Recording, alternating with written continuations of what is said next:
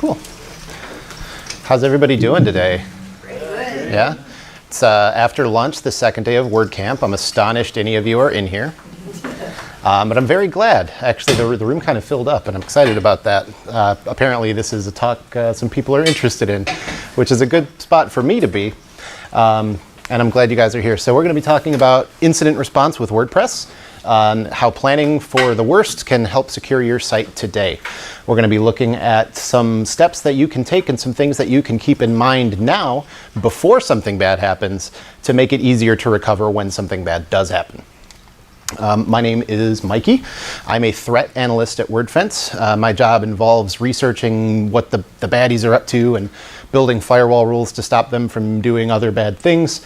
I am an ethical hacker, so I do penetration testing exercises and basically a hacker who uses their power for good. I'm also a lock sport hobbyist, so I pick locks for fun.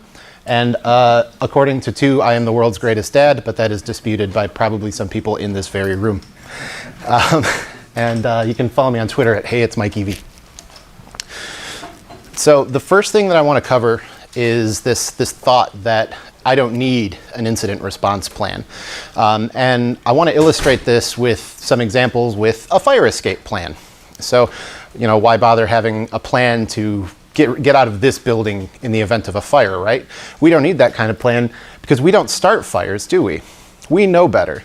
And we see that kind of response from developers and people building WordPress websites where we don't really think too hard about what happens in the event of a security incident because we just don't think we're ever going to create one. Another reason we wouldn't need a fire escape plan is because we've got sprinklers in the building. Any fire gets detected, some water rains down from the ceiling, everything's instantly better, nothing gets worse, right? You see that kind of attitude when we have malware scanners on our sites that are detecting things and then automatically cleaning them up, and we think it's all good because the sprinkler's activated and put out that one fire. But in reality, how did it get there? Did it get everything? That sort of thing. We also don't need a fire escape plan because we had an inspection done. You see this with places where there's PCI compliance or something where people have taken a look. Yeah, we've checked all the boxes on their checklist and they're reasonably satisfied. The fire marshal came through, gave us a thumbs up, and I personally think that's guarantee that no fire will ever occur in this building. So we need a fire escape plan because things can go wrong. And they often do, which is why companies like mine exist. So in this talk, we're going to be covering guidelines from NIST, the National Institute of Standards and Technology. They are the ones publishing things like the rules for password strength and things like that used by the federal government. You could ignore this talk and go read the 79-page spec document if you really want. I don't think you do.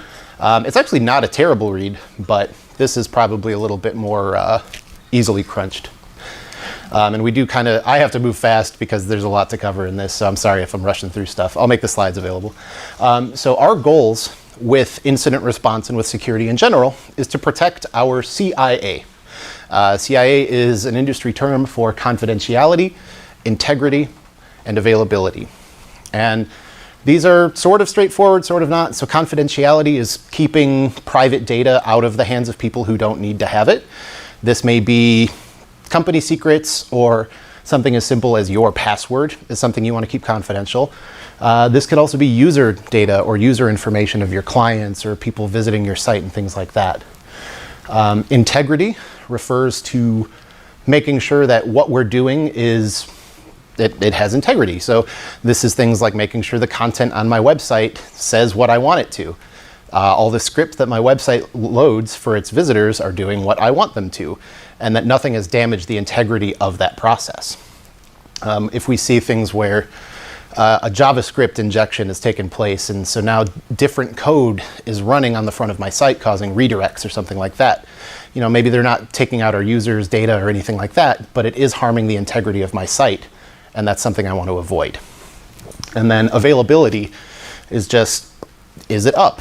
are my services available for people to make use of or reliably access? So if something like a DDoS event prevents my site from loading, that has damaged my site's availability.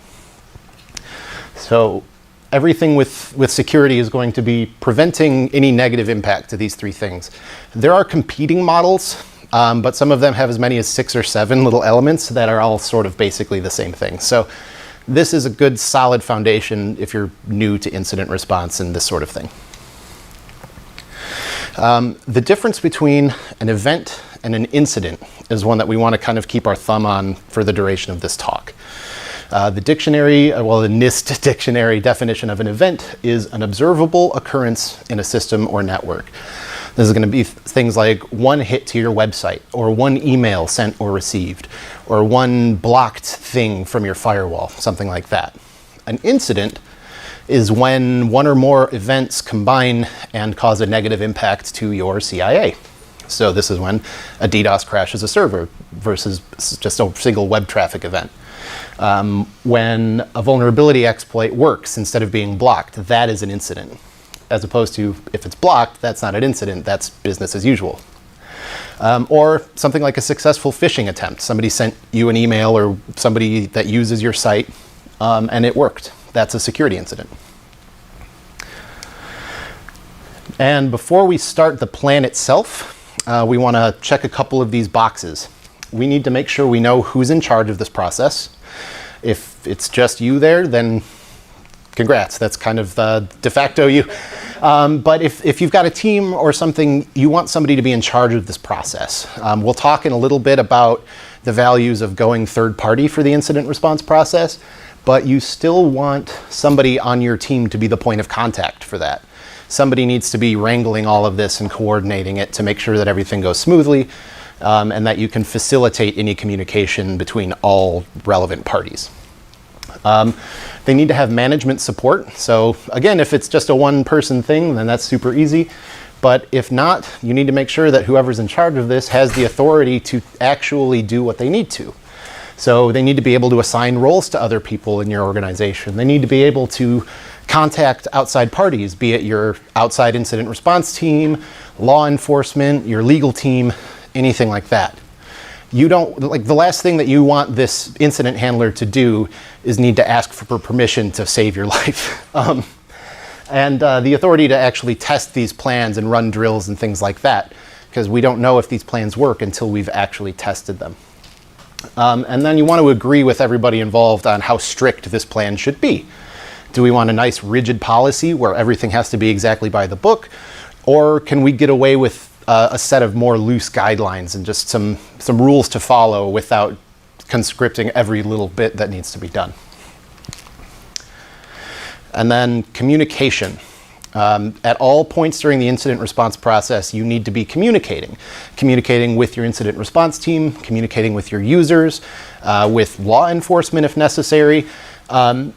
Keeping your mouth shut about this kind of thing is uniformly bad. I understand that there's like sensitive data and company secrets, they happen and you don't want to just rattle that off to everybody involved, but you want to be as open as you can be. So that means informing your users if something has happened. There's regulations like GDPR that force you to do this sort of thing. Other organizations might want to know. So people like my team at WordFence, if your site was attacked by something that we haven't seen before, I really want to know about it so I can stop other people from having that same fate. And then you want to make sure that you can clearly communicate with your incident response team before an incident actually happens. The last thing that you want is to send my team an email and then find out that you've had the wrong one and have to go and figure that out in the middle of an otherwise terrible incident. This is NIST's actual diagram of the incident response lifecycle. And this is kind of the framework for the rest of this talk. We're going to be going over these different steps. This is a cycle that you are always in. Right now, assuming nothing bad is actively happening to your site, every one of you are in the preparation stage because we're learning. We're working on improving things. You are going to remain in preparation indefinitely, hopefully forever, until you detect something. When you detect something, then you want to analyze it, Once you've analyzed it, we want to move to containment, eradication, and recovery.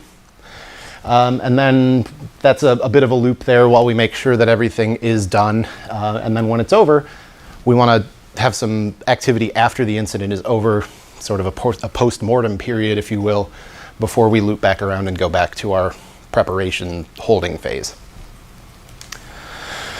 which is the first one we're going to talk about. Yay! So this preparation stage is where we want to make sure that your team has all the tools that they need to be successful. So tools in this case mean things like literal software tools, like analytical tools and log aggregators and things like that. This also means just simple things like documentation. If your incident response team needs to ask you about every little thing and whether it needs to be there and why it's there and how it works, that is going to markedly slow them down when they could just be reading documentation to teach themselves all of this. Reporting tools for third parties to inform you of stuff. So if you have a user who sees your website has been defaced, you want them to have a way to tell you about that.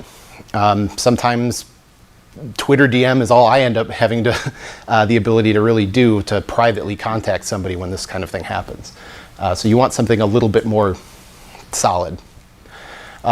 This is less for WordPress teams because they're usually a little bit more distributed and smaller, but a war room, if you do have a semi-large organization and all of it is in a big open office floor plan, they need to have somewhere that they can go to discuss sensitive details about the incident response process without having to worry about being overheard or eavesdropped upon.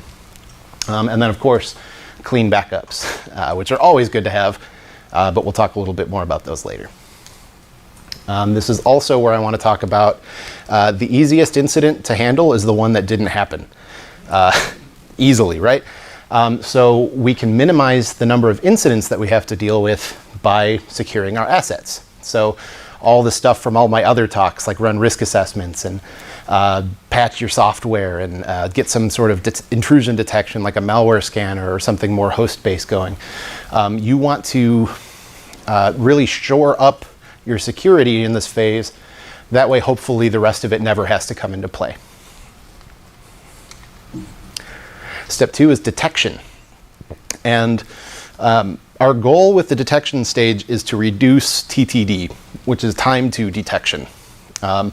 So it's from the point an incident actually happens, so when the bad doer did bad, to when I know about it. That is a nebulous period of time, and I want it to be as small as possible. That way I can minimize the impact, and I can get everything back to normal that much faster.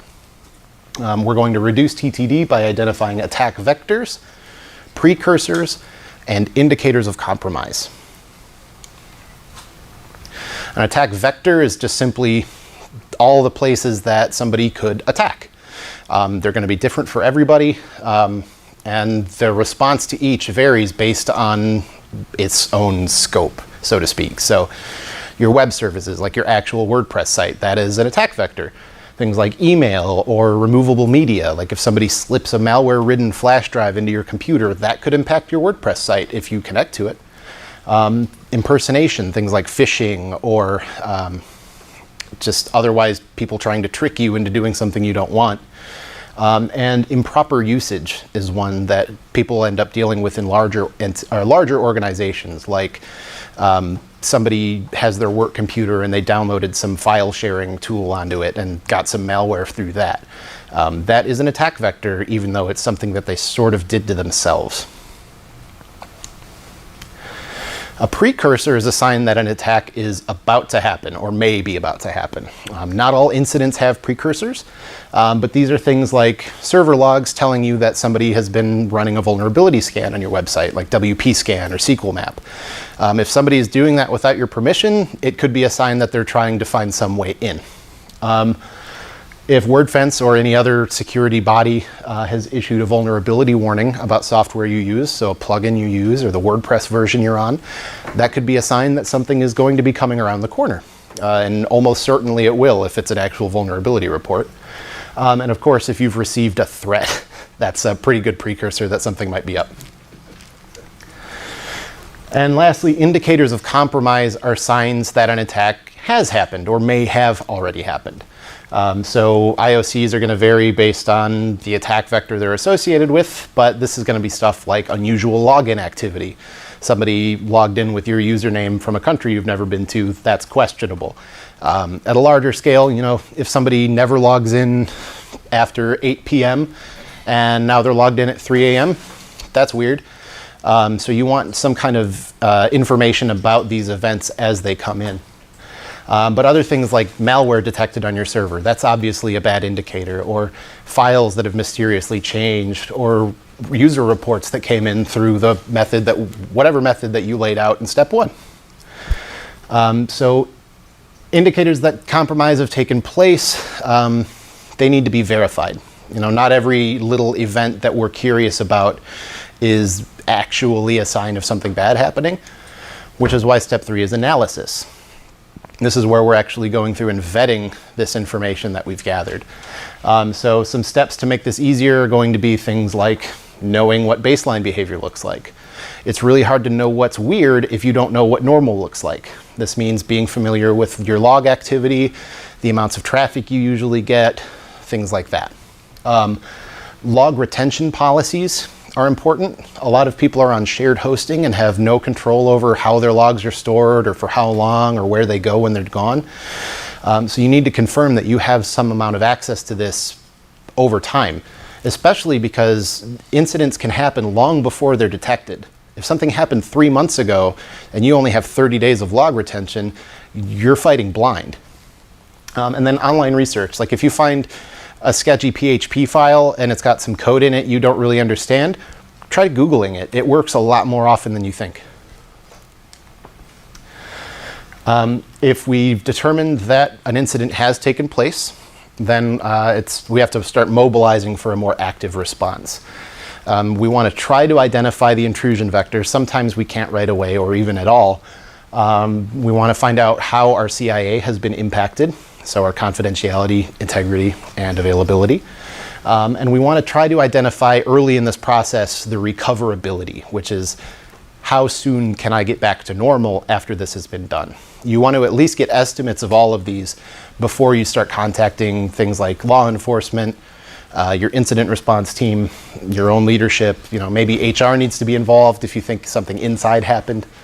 But from there, oh, I added this at the last second. So when it comes to DFIR, so digital forensics and incident response, it is a very specialized skill set. It uses tools and skills and knowledge and data that your average sysadmin or IT person may not have completely under control. There's a lot of the tools that are relatively user-friendly, but they just kind of rely on, you know, hunches and knowledge that experts have that somebody who isn't used to this may not. Even big organizations contact outside incident handlers from time to time, even hosting providers that have their own SOC, so Security Operations Center, where they actually have a team watching logs and events for things that are going wrong. If they find an incident, they still call somebody who is an expert in forensics. If something mission critical is on the line, it really may not be the best time to try to save a buck or two and keep it in-house. So we've identified that something has happened, and we've identified and confirmed it's bad. So we need to contain it. We need to stop it from getting worse. We need to stop the malicious actor from continuing what they're doing. And so we've got some questions to ask. So depending on what we've found, do we need to shut anything down? Do we need to take the site offline in the meantime while we figure out what's going on? If so, how long do we have to do this for? And knowing that early helps you make future decisions further down the process. What sort of evidence do we need to preserve? And this is a big step that I want to point out early because everybody loves to panic and delete the malware that they just found. That makes forensics so much harder because it's evidence. It's all evidence. It's like moving a body because it's gross. And then from what can we what can we learn about the attacker's behavior from this other stuff that we've gathered and looked at? If we think a legal follow-up is required, we have to be very careful with evidence. So we need to take care of logs, we need to note attacker IPs, timestamps of everything, malware hashes, file contents that have been modified, everything that you can think of that is halfway relevant, your investigator is going to want. And so you need to enforce a chain of custody with this data. I mean, if you're doing this third party, then they're probably handling it, but in-house, who is touching this data? How is it being stored? If somebody moves something from one point to another, how is this being tracked? And that way, if a discrepancy comes up later, you can try to pull that thread and figure out what happened. And it's finally step 5 of 7, and we're finally at the point where we can actually start deleting stuff. So we're destroying the invaders at this point, right? And depending on the scope, it can vary, but and it can also be bundled in with step 6. But this is where we're deleting malware or cleaning up injections into otherwise good files, going through database contents and cleaning things up from there. Just getting rid of the nasty stuff so that we can start to rebuild, which is step 6. So one of the biggest parts of step 6 is recovering from backup in most cases. So hopefully you have a clean backup. If you don't, shame on you. Get one, get many. If you are positive that this backup is pristine and has not been compromised, and that the scope of the infection only covers what is in this backup, then restoring from it probably covers your step 5. If not, then you need to obviously have done step 5. This is also where we're going to be trying to fix any vulnerabilities that were used in the process of this attack. So we figured out that, we had plugin XYZ that was outdated. Somebody walked in through that weird door. Well, we need to fix that. And then after any incident, it's just always safe to update your secrets. So your passwords, obviously, if you have any kind of keys that you log in with to your, SSH keys you get into your server with, sometimes it's a good idea to go ahead and switch those out. And the salts that you use to salt your password hashes in your database, that's all in WP config. It's really easy to generate new ones, but it prevents somebody who has already had access from finding a new way back in. And then after the recovery, we're all back to normal, business as usual. What did we learn? So this whole step 7 is taking this information, everything that we've learned from this terrible occurrence, and processing it. So what happened? When did it happen? Did we respond effectively? What could we have used sooner as far as information or data goes? How much quicker could we have gotten through all of these steps had we known blank, right? What things did we do poorly? That's almost more important than talking about what we did well, right? And then just figuring out things that could have made all of this process easier, or even better, prevent it from happening again in the first place. And then from there, we want to make some decisions about the retention of our evidence. So especially if we're going to have a legal follow-up, how long do we want to keep this evidence that we have stored? NIST's guideline for actual federal entities says that following an incident, you need to retain this evidence for 3 years. I'm not a federal agency. I don't know if any of you guys are, so you can make your own rules here. But depending on what you're going to be doing next, you may want to keep track of this data for a while. And how are you going to retain that data? Are you going to keep it on the cloud somewhere? Are you going to have offsite storage or some physical media? How much does any of this cost? Like, you want to factor this in so it's not coming as a surprise when it does actually happen. And I really rushed through all of this. Wow. And our final recommendations, just kind of from the top down, we want to identify all of our resources before an incident occurs.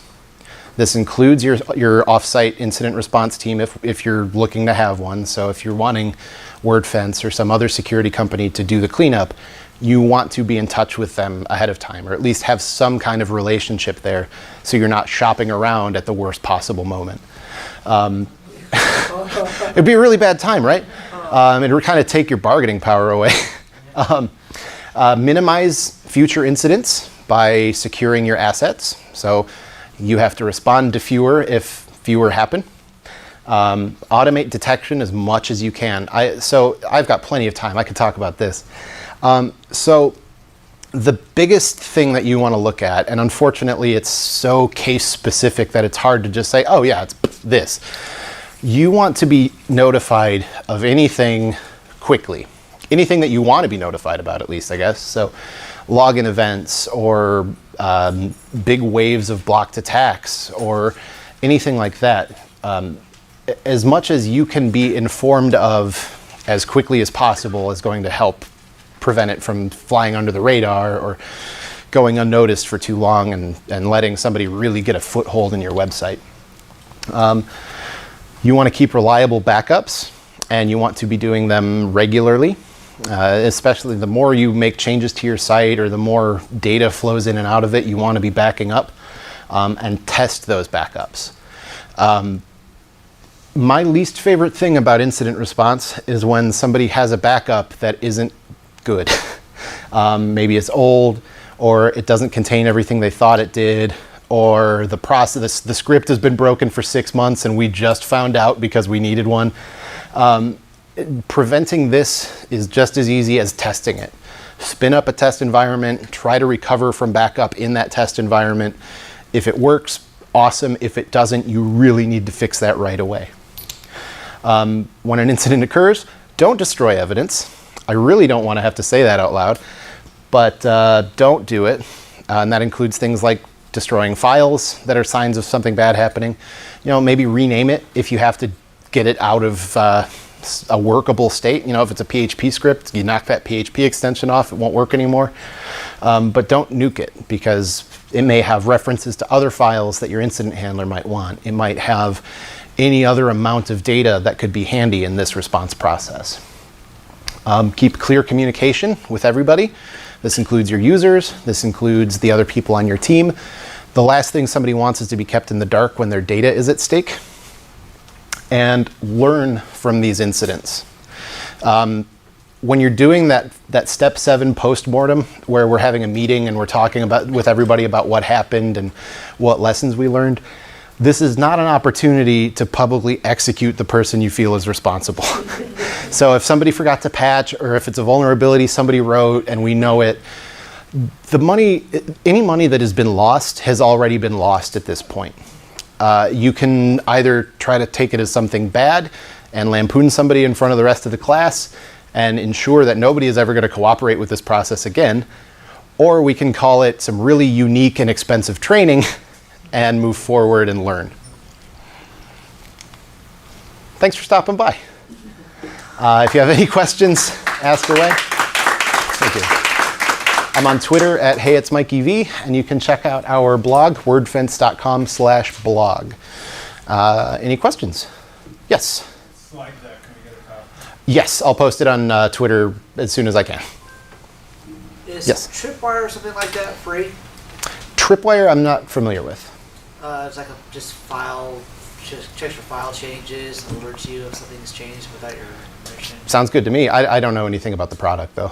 Okay. But yeah, file change monitoring, stuff like that is very handy, regardless of who's providing it. Do you know of any? So for file change monitoring, I actually use Git.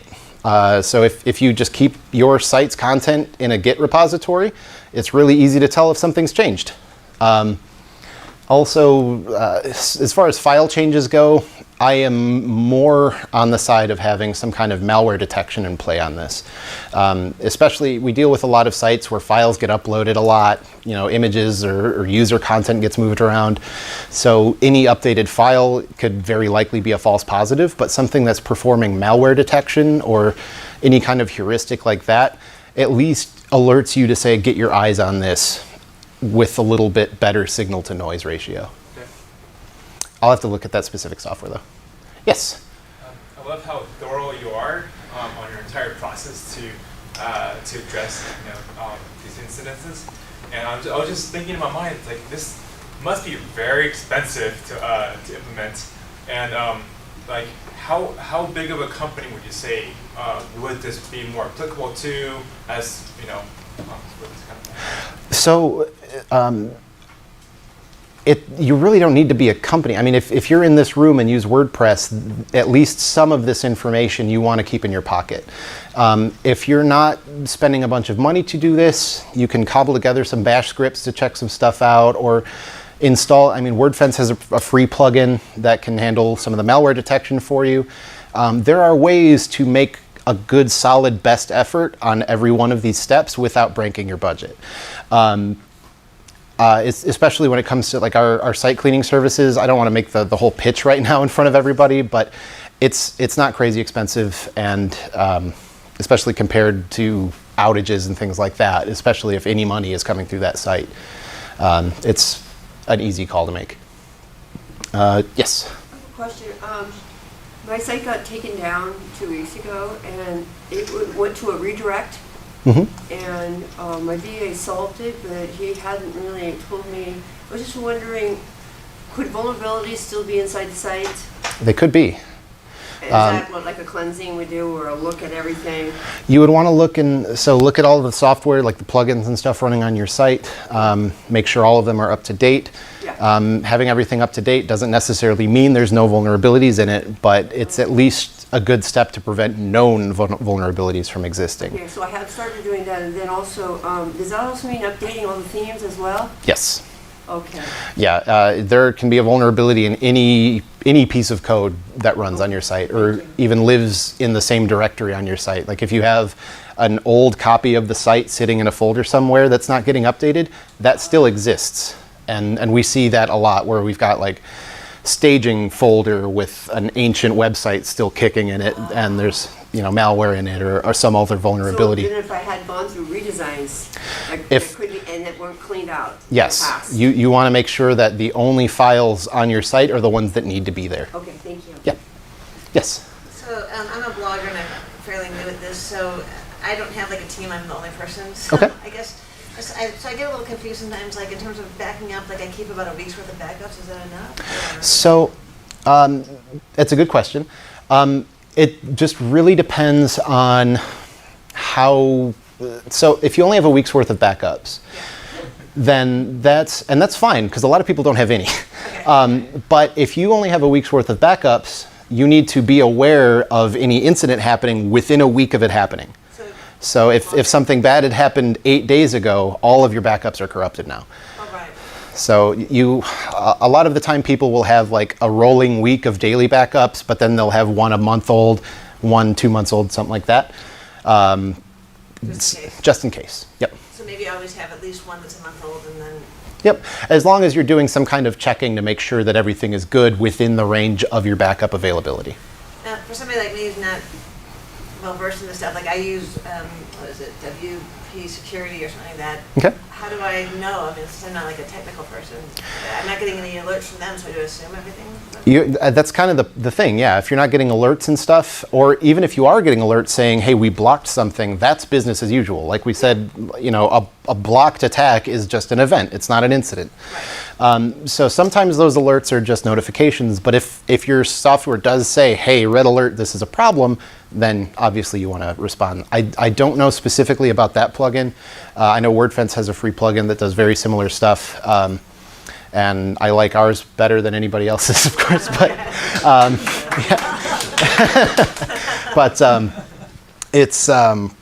as long as you're remaining at least a little bit vigilant and trying, you're putting yourself that much higher than everybody else. Okay.